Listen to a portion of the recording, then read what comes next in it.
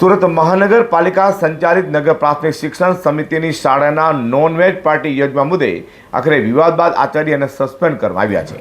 તો સમિતિની team staff અન્ય શિક્ષકોની તપાસ કરી છે. સુરતના ગોડાદરા વિસ્તારમાં આવેલા નગર પ્રાથમિક શિક્ષણ સમિતિ સંચાલિત સરકારી શાળાઓ ક્રમાંક 342 અને 351માં તંત્રની જાણ કે પરવાનગી લીધા વગર ગેટ ટુગેધર કાર્યક્રમ અને નિંદનીય નોનવેજ પાર્ટી યોજવા બદલ આચાર્ય પ્રભાકર એલિગેટીનને સસ્પેન્ડ કરાયા છે.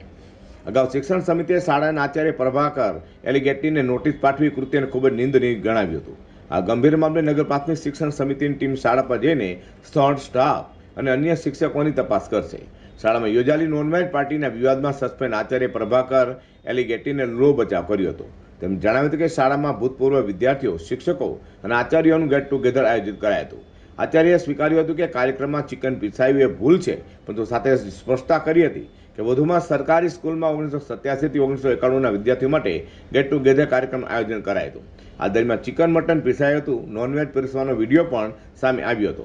પરિસરમાં આવેલા માતા સરસ્વતીનું મોં ચૂંદડીથી ઢાંકીને નોનવેજ પીરસવામાં આવ્યું હતું. સુરત નગર પ્રાથમિક શિક્ષણ સમિતિના ચેરમેન રાજેન્દ્ર કાપડિયાએ ગોડાદરા વિસ્તારની સ્કૂલ નંબર 342માં ચિકન પાર્ટી મામલે જણાવ્યું હતું કે સ્કૂલ દ્વારા કોઈપણ પ્રકારની પરવાનગી વગર પૂર્વ વિદ્યાર્થીઓના ગેટ ટુગેધર પ્રોગ્રામના નામે આ કૃત્ય આચરવામાં આવ્યું છે, જે અયોગ્ય છે. અમારી પાસે કોઈ પરવાનગી લેવામાં આવી નથી અને અમે ગેટ ટુગેધર માટે પરવાનગી આપતા પણ નથી. જૂના વિદ્યાર્થીઓ માટે આયોજન કરાયું હતું. આ આચાર્ય 342 નંબરના આચાર્યએ નગર પ્રાથમિક શિક્ષણ સમિતિની શાખને નુકસાન પહોંચાડવાનું ગંભીર કૃત્ય કર્યું હોય આજ રોજ એમને સસ્પેન્ડ કરવામાં આવ્યા છે અને તપાસ કમિટી નિમીને અગાઉની કાર્યવાહી કરવામાં આવશે. ખૂબ જ ગંભીર બાબત કહેવામાં આવે છે. એના કારણે તો એમને સસ્પેન્ડ કર્યા છે. હવે ખાતાકીય તપાસ મૂકીને પેનલના માધ્યમ દ્વારાથી વધુ તપાસ કરીને એના પર જે બીજી પણ કાર્યવાહી કરવાની હશે અમે કરીશું.